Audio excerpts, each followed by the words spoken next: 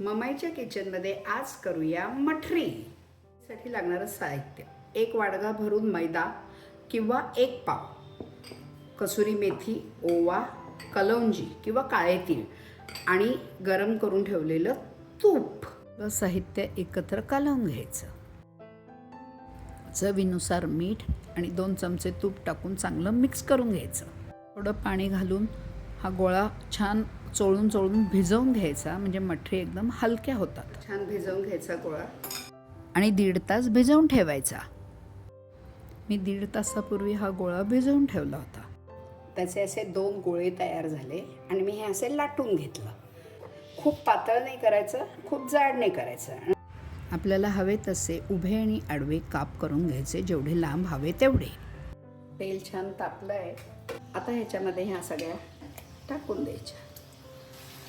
थोडा गॅस कमी करायचा. ते आता फुगून वर आलेले आहेत. मी गॅस मोठाही केलेला आहे.